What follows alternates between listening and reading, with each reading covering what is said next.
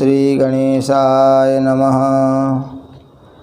वागर्थाविव संपृक्तौ वागर्थ प्रतिपत्तये जगतः पितरौ वन्दे पार्वती परमेश्वरौ।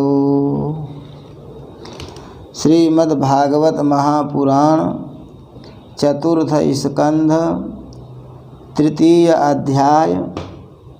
सती का पिता के यहाँ यज्ञोत्सव में जाने के लिए आग्रह करना। ओम नमो भगवते वासुदेवाय। मैत्रेय उवाच सदा विद्विषतोरेवं कालो वैध्रियमाणयोः जामातुः श्वशुरस्यापि सुमहानतिचक्रमे। यदाभिषिक्तो दक्षस्तु ब्रह्मणा परमेष्ठिना प्रजापतीनां सर्वेषां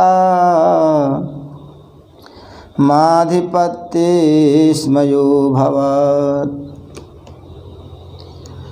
श्री मैत्रेय जी कहते हैं, विदुर जी, इस प्रकार उन ससुर और दामाद को आपस में बैर विरोध रखते हुए बहुत अधिक समय निकल गया।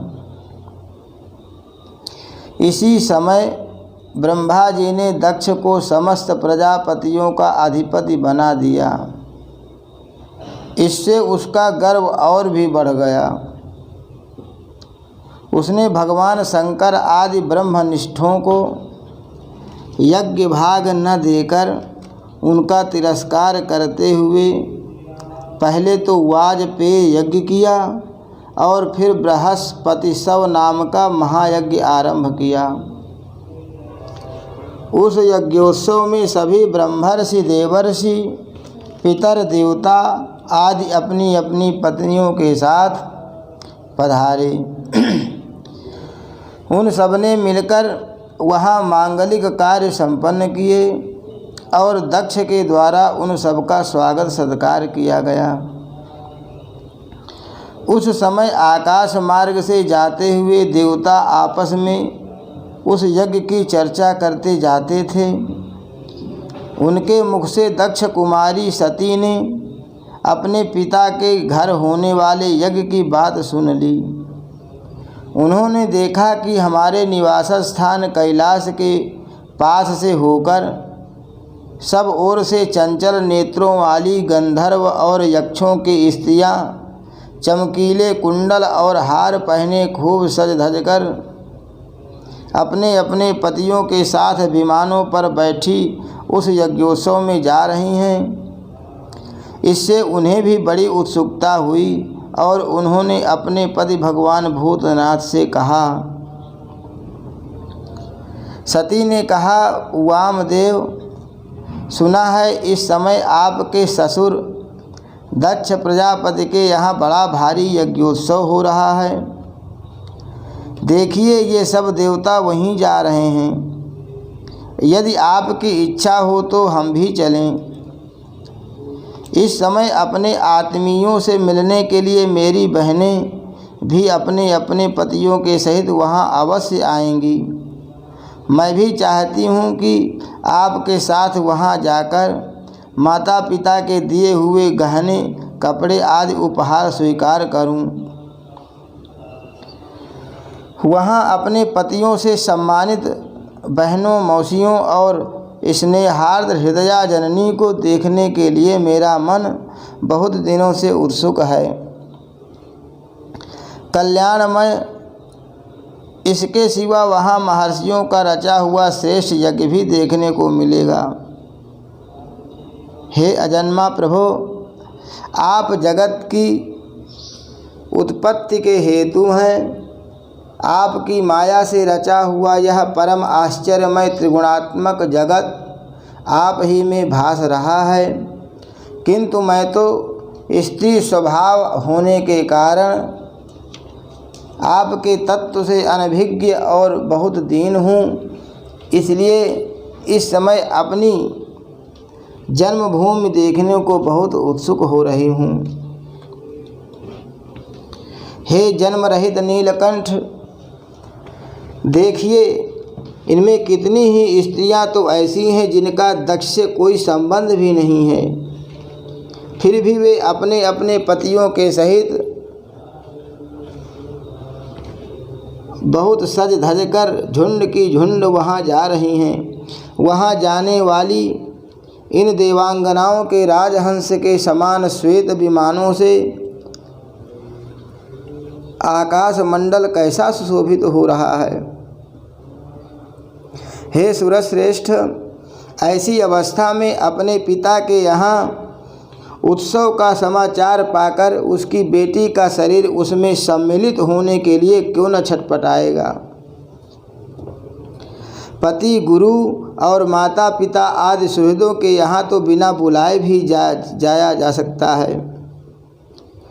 अतः हे देव, आप मुझ पर प्रसन्न हो, आपको मेरी यह इच्छा अवश्य पूर्ण करनी चाहिए। आप बड़े करुणामय हैं, तभी तो परम ज्ञानी होकर भी आपने मुझे अपने आधे अंग में स्थान दिया है। अब मेरी इस याचना पर ध्यान देकर मुझे अनुग्रहित कीजिए। श्री मैत्रेय जी कहते हैं, प्रिया सती जी के इस प्रकार प्रार्थना करने पर अपने आत्मियों का प्रिय करने वाले भगवान शंकर को दक्ष प्रजापति के उन मर्म भेदी दुर्वचन रूप बाणों का स्मरण हो आया, जो उन्होंने समस्त प्रजापतियों के सामने कहे थे। तब वे हंसकर बोले। भगवान शंकर ने कहा, हे सुंदरी, तुमने जो कहा कि अपने बंधुजन के यहाँ बिना बुलाए भी जा सकते हैं, वह तो ठीक है, किंतु ऐसा तभी करना चाहिए जब उनकी दृष्टि अतिशय प्रबल देहाभिमान से उत्पन्न हुए मद और क्रोध के कारण द्वेष दोष युक्त न हो गई हो।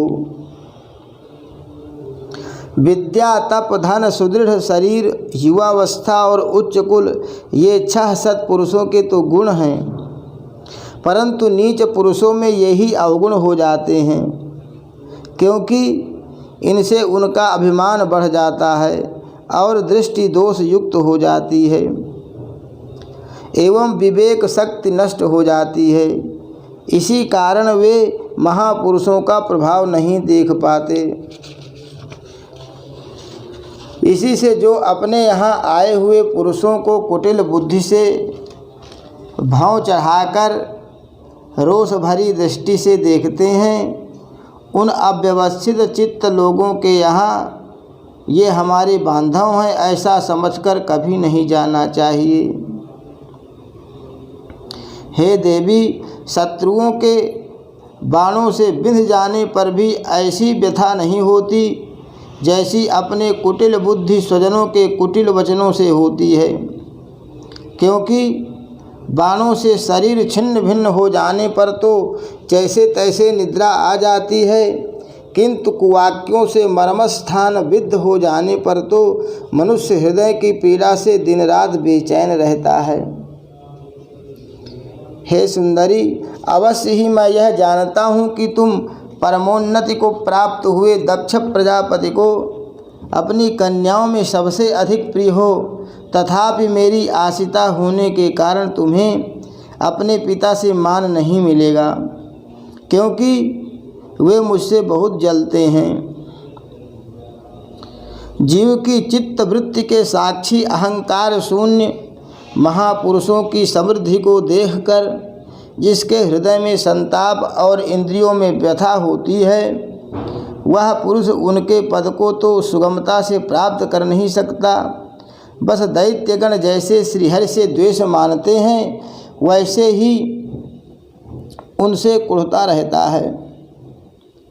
हे सुमध्यमे, तुम कह सकती हो कि आपने प्रजापतियों की सभा में उनका आदर क्यों नहीं किया। सो ये सम्मुख जाना, नम्रता दिखाना, प्रणाम करना आदि क्रियाएं जो लोक व्यवहार में परस्पर की जाती हैं, तत्वज्ञानियों के द्वारा बहुत अच्छे ढंग से की जाती हैं। वे अंतर्यामी रूप से सबके अंतःकरण में स्थित परम पुरुष वासुदेव को ही प्रणामादि करते हैं, देहाभिमानी पुरुषों को नहीं करते। विशुद्ध अंतःकरण का नाम ही वसुदेव है, क्योंकि उसी में भगवान वासुदेव का अपरोक्ष अनुभव होता है। उस शुद्ध चित्त में स्थित इंद्रियातीत भगवान वासुदेव को ही मैं नमस्कार किया करता हूँ। इसीलिए प्रिय, जिसने प्रजापतियों के यज्ञ में मेरे द्वारा कोई अपराध न होने पर भी मेरा कटु वाक्यों से तिरस्कार किया था, वह दक्ष यद्यपि तुम्हारे शरीर को उत्पन्न करने वाला पिता है, तो भी मेरा शत्रु होने के कारण तुम्हें उसे अथवा उसके अनुयायियों को देखने का विचार भी नहीं करना चाहिए। यदि तुम मेरी बात न मानकर वहाँ जाओगी तो तुम्हारे लिए अच्छा नहीं होगा, क्योंकि जब किसी प्रतिष्ठित व्यक्ति का अपने आत्मीय जनों के द्वारा अपमान होता है, तब वह तत्काल उनकी मृत्यु का कारण हो जाता है। हरि शरणम। श्री कृष्णार्पणमस्तु।